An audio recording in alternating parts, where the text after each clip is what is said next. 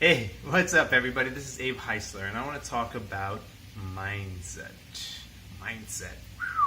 Brainwashing.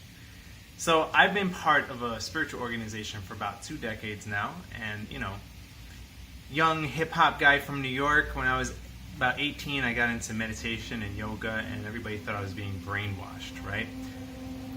Little did people realize it was the next big thing. Now yoga's everywhere.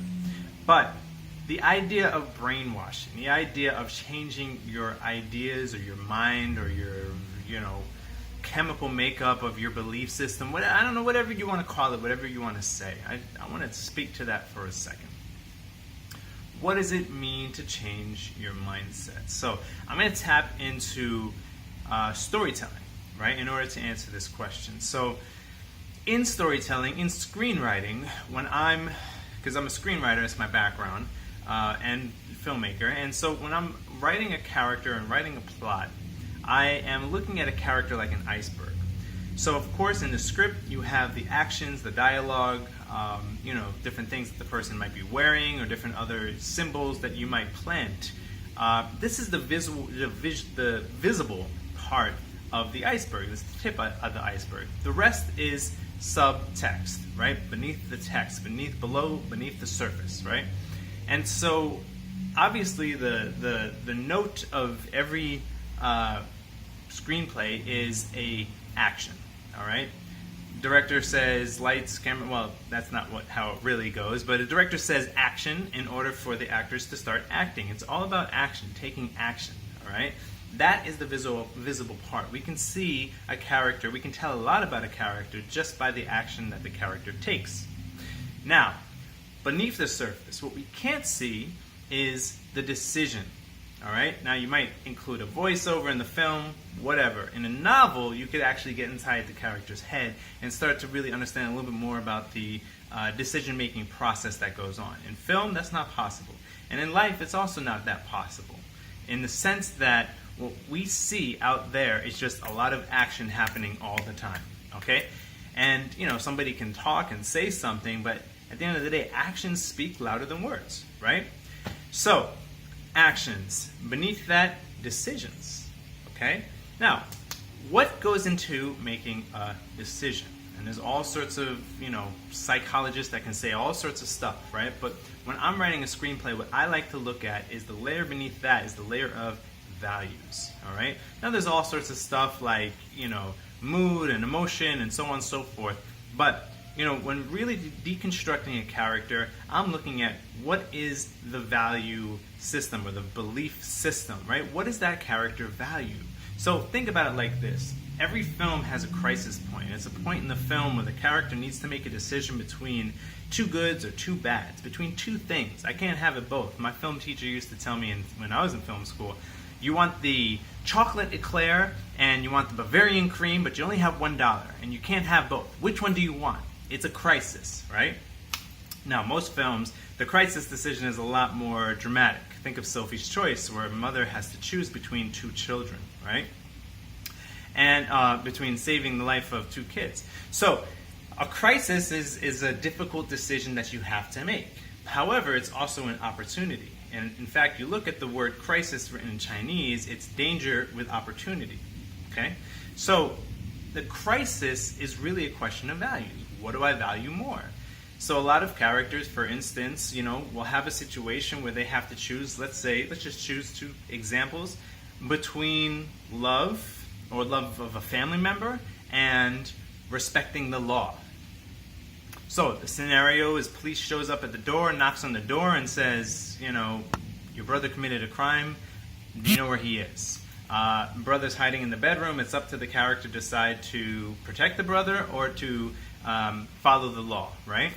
So that's a value decision that needs to be made, and it's about, what does that character hold more dear to his or her heart, okay? Now, we're talking about mindset, all right? We're talking about values. People get very shaken up when you start changing your values, when you start changing your belief system, all right? But all that really is undergoing Joseph Campbell's hero's journey. It's undergoing any sort of character arc. You see, nothing is permanent.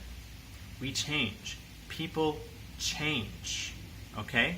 So this whole idea of brainwashing, right, is just a change from one place to another place. You are trading in one mindset for another mindset. And it can go either way. Just like any film, it could be a comedy, it could be a tragedy, it could, be for the good of the character or for the detriment of the character and to the people around that character, all right? Now, a mindset allows you to take certain decisions that are new, that you haven't taken before. When you shift your mindset, when you shift your value system, right?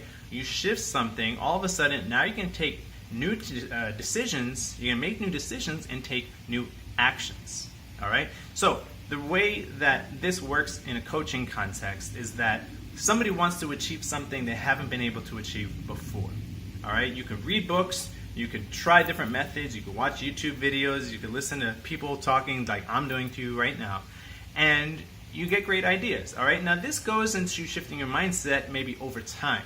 And what a coaching context does is just speeds the whole thing up so that in just a few months, you're gonna cover as much ground as you would maybe in years, okay? Because what you're doing is you are shifting your mindset and you're tapping into it. It's almost like you're throwing a grappling hook onto a helicopter. I've watched a lot of action films, I know. And you're all of a sudden being taken off from where you are and transported to a new place, all right? But what's really going on is you're shifting your mindset, your internal working, in such a way that now you're able to make new decisions, take new actions, and hopefully reach your goal, okay? So, obviously, you want to find somebody with a mindset that has allowed that person to achieve the goal that you want to achieve yourself. Make sense? So this idea of mindset or brainwash, there's no such thing as a brainwash. It's just a shifting of mindset. And you could be influenced in a good way, in a negative way. However, we are all dynamic beings. We have free choice and agency, and we can make decisions for ourselves if we are capable, healthy, and whole. And my belief is that most people are. We have all sorts of programs and all sorts of conditioning that says that we're not good enough, we're not strong enough, and when we believe in and buy into that bullshit, then we end up on the bottom, not believing our own ability to make choices for ourselves.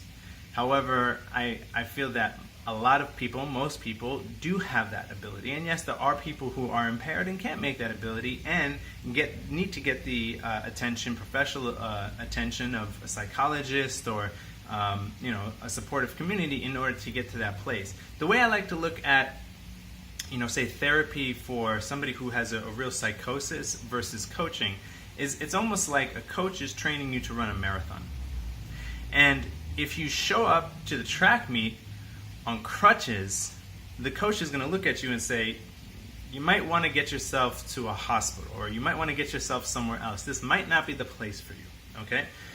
However, for most people that have a working body, you can engage in coaching and actually engage in the process of shifting your mindset. It might not be easy at all. You might have to jump all sorts of hurdles and overcome all sorts of incredible obstacles, and that's what's really going to cement your new mindset into the firmament of who you are and what your experience is.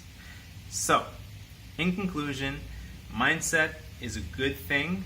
When you shift your mindset for a positive thing in order to get what you want, it's not easy necessarily. It creates a lot of change. You have to go outside your comfort zone and be uncomfortable. However, if you want to achieve something you haven't achieved before, you're going to need to take a different action. And more often than not, that takes a whole new mindset. Thanks for tuning in. I'd love to see your comments below, and I'll speak to you soon. Bye.